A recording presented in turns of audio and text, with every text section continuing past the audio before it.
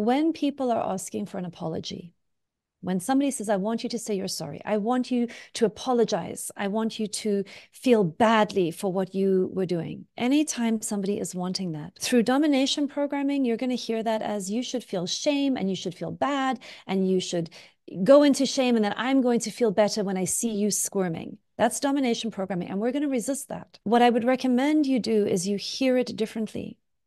What people mean, even though they're stuck in this other paradigm, what people mean when they say, I want you to say that you're sorry, I want you in your mind, if you're able, to translate that into, I want to know that my needs matter to you. I want to know that the way you impacted me, that you care about how you impacted me, and that you don't mean me any harm.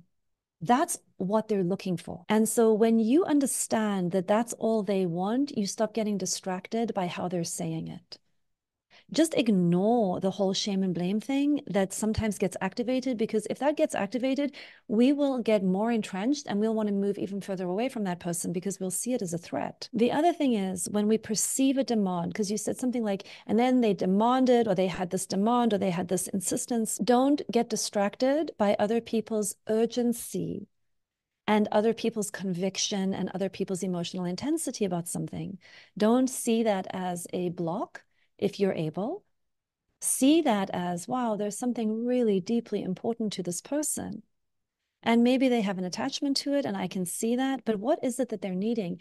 They are really needing the same things I just said: connection, trust, faith that I'm not going to be harmed, that this person doesn't get pleasure out of making me feel bad. Sometimes the other thing they want, when people say apology, is code for so many things.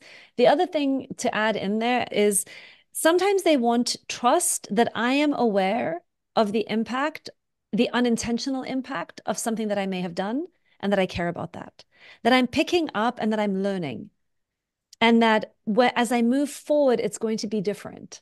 You know, like there's sort of an accountability thing, but it's not accountability like shame and blame.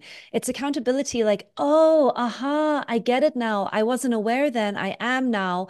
Now that I have new information, I can adjust. They want to know that there's been some picking up of an insight that will lead to an adjustment that works better for both people.